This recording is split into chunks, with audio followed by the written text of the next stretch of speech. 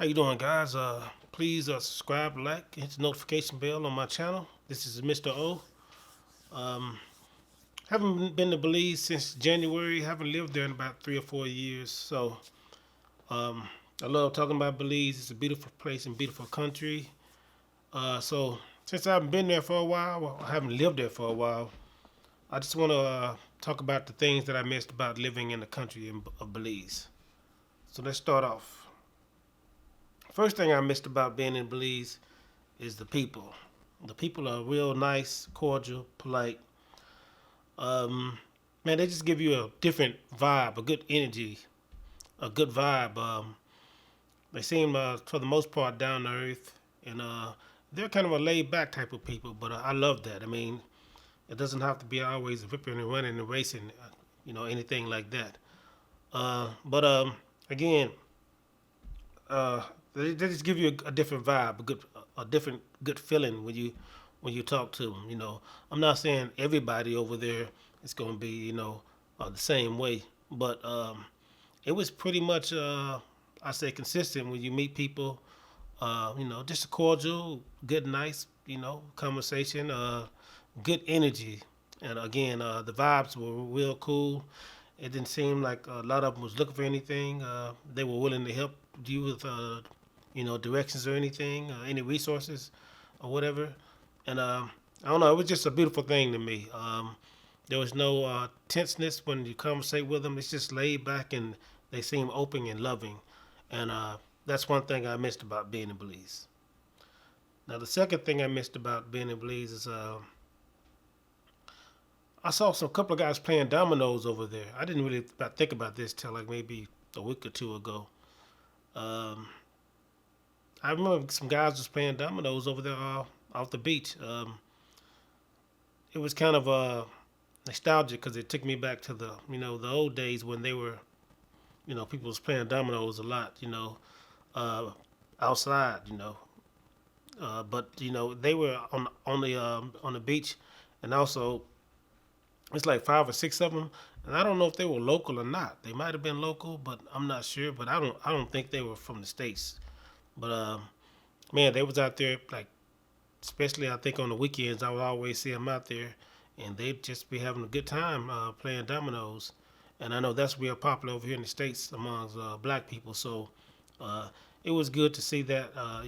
It was a type of lifestyle that you could compare to back over in the states, and it made me feel good, and it made me feel like I said, like I was at home at times. Now the next thing is going on top of our rental apartments. Our rental apartment sits right off the Caribbean. I mean, you could literally look to your left if you go on the patio, and you can see the beautiful Caribbean. There's just lovely blue turquoise water, and man, it was just beautiful. So, um, on top of the roof, you could take some steps on top of the roof, and you could just walk around up there if you want to. They have like fans and air conditioners up there. I think somebody had a little bench up there that you could sit on. But the view was beautiful. You could overlook some of the part of the town over there by I say the movie theater and 777 store, and even the bridge going across, and also the church that they rebuilt. You can see like a lot of a lot of the just the landscape. You can see the lagoon as well that's across the waters, um, and it was just a nice vision up there. So I would go up there and just walk around and exercise a lot because we would go to Belize Fitness sometimes, but at times it was expensive. So on some days I just go up there and just walk around maybe 20 or 30 times. And again, when you go up there, you could just see that beautiful Caribbean, and just man, just kind of breathtaking. So um, I really miss that, and I really also miss seeing people on Fridays go to Secret Beach. You just see these golf carts full of people crossing the bridge or going up north to Secret Beach. Man, it was a beautiful thing. Really enjoyed that. And the next thing I missed about being in Belize is meeting lifelong friends. We met younger couple that's from South, not South Central, from I can't think of it now, but we from Compton. We met a couple from Compton over there.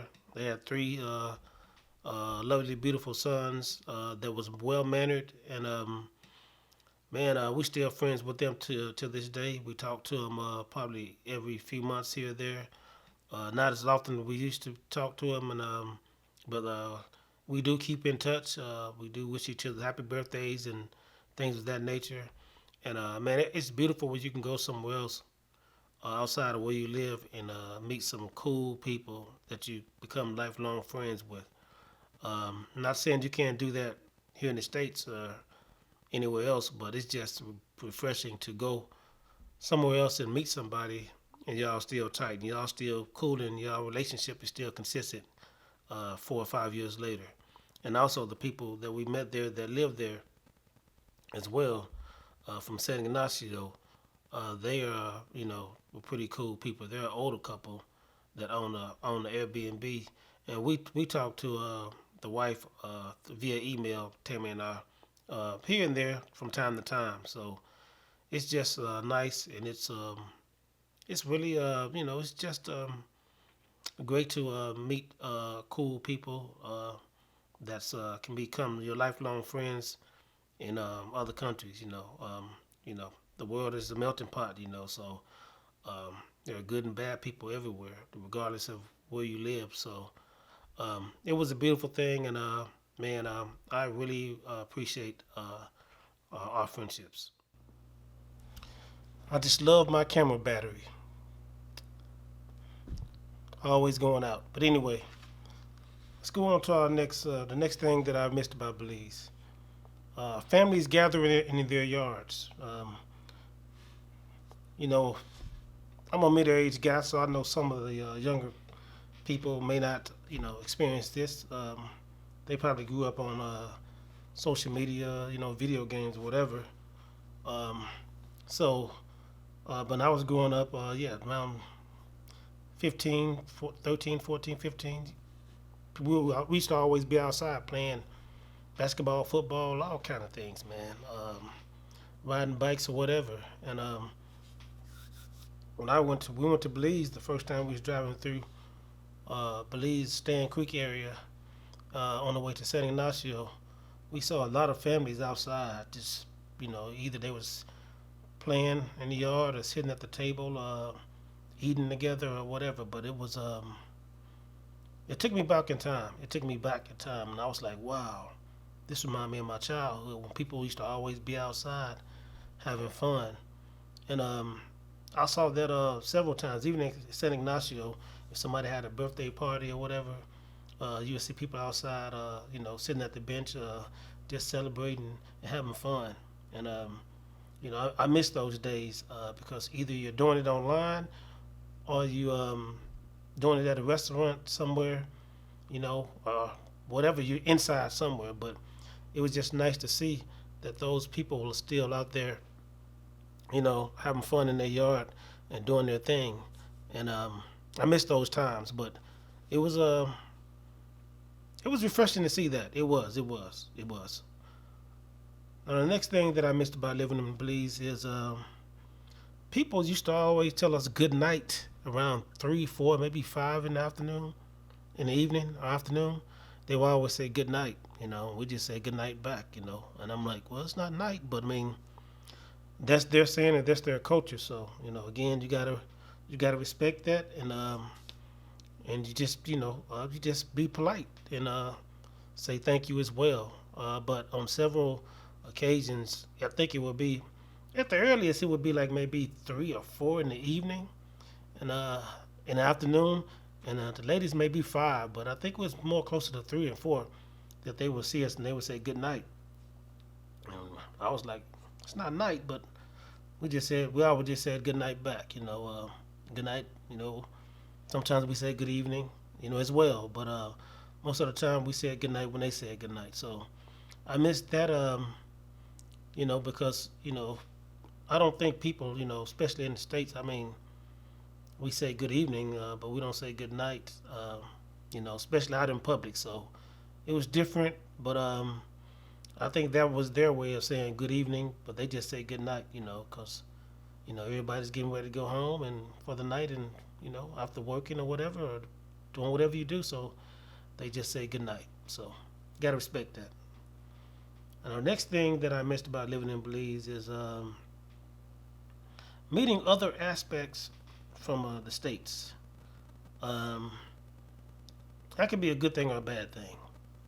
The good thing is they accept the country for what it is, and they got to go about their culture and then the way they do things. The bad thing is people think they're entitled and they're still in the United States, so that's the bad thing. But when you meet people that respect the culture and respect the countries where they're living in outside of the United States or Canada or whatever, it could be a beautiful friendship. So those people can help you navigate and get accustomed to a country, easier than somebody that's complaining all the time. So that is the beauty of meeting other people from the states. They know we're on the same accord together, and they know that we from the states and how we can be entitled and everything, and they will also help us navigate on what to do and what not to do in certain situations when you're in another country. Now, some things we didn't agree with that they did, and some the aspects did, but we weren't a part of it. We kind of separated ourselves from those type of things because again, we want to respect the country's culture and what they live by. But it is an asset to meet people from the states as well, and those people that have been over there for a while, they can give you the temperature of the country and what you should do and what you shouldn't do, and what things you can adapt to, and help you adapt to those things easier than somebody that's over there complaining, and just upset about everything. And my next thing is, speaking of people complaining, the music. There's a lot of music, a lot of music. I saw on Facebook. I see a lot of Americans and people from Canada. They complain about the music over there all the time. I've seen it several times. I hear the music all the time, man. No matter where I go, I can walk down the street and probably hear music playing in 4 different homes. I remember being at the immigration office. We walked out, and the Coca-Cola truck passed by, playing reggae music loud too. And I was just smiling, man. I said, man, different culture, different place, man, and everybody just, living their life, man, and being who they are. And that was great. That was great for me. I like music, and I didn't mind it at all. It gives you the moment of a festive atmosphere all the time. I'm not saying you got to be festive every day, all day, but it was a good vibe, a good feeling, man, of people being festive and just listening to music and not being, how can I say this, stuck up or just, I don't know, stiff or whatever. Every time you go out, you're hearing some good music playing. I had no issues with that, trust me. And the next thing I missed is the mom and pop shops. Fortune 500 companies. And the thing about mom and pop shops, it makes the environment a little bit more personal. You could talk to these people, you could ask them advice, you could, just ask them different questions about their business or whatever, and they don't mind answering those questions. Now, if you go to a Fortune 500 company or a big box store, they don't have time to be answering those questions like that. They don't care to answer them, and they don't want to. Pay for your items and please be on your way. And the more personable mom and pop shops, they don't do that. They take their time. They even can explain to you what they're doing, how they're doing it, and it's just a more of a one-on-one personal feeling that you get. And Tammy and I, when we were inquiring about things, we asked questions, and they were more than happy to explain. They were more than happy to explain. And most people that love what they do and passionate about what they do, they don't mind explaining things to you. And that was the beauty of being over there and seeing mom and pop shops and also just seeing different things that you would normally see besides just your Walmart, your what, your Kroger's, um, just all the regular stores you see all the time in every city. The last thing that I missed is the food. The food. Again, when I mentioned mom and pop shops, they do serve a variety of food sometimes, but sometimes they just may sell tacos. Sometimes they may sell just what is it, jerk chicken and jerk fish and stuff like that. So it's a different varieties of mom and pop shops that only sell mostly one type of food, whether it's Caribbean or whatever. And that's what I really loved about being over there in Belize. Those type of shops. Now, when you go to restaurants over there, especially on the islands, in my opinion, they try to mix Caribbean and American dishes together to satisfy both, I guess. I give expats uh, the variety of tasting Caribbean and American food. That was okay to me, but I didn't care for that too much. I didn't know if the food was all that great at those restaurants that I went to on the island. But when you go to a mom and pop's shop that serve mostly like jerk chicken, jerk fish, and oxtails or stuff like that, or even tacos or fajitas and things of that nature, that's when the foods get real delicious, real delicious. I'm not talking about street vendors. I'm talking about actual mom and pop shops. Street vendors wasn't too bad, but sometimes you got to be careful with those. But again, guys, Mr. Belize and missing it right now. Wish I can go back and you just see that beautiful Caribbean. But these are the things that I missed about living in Belize. Again, please like, subscribe, hit the notification bell. Take care.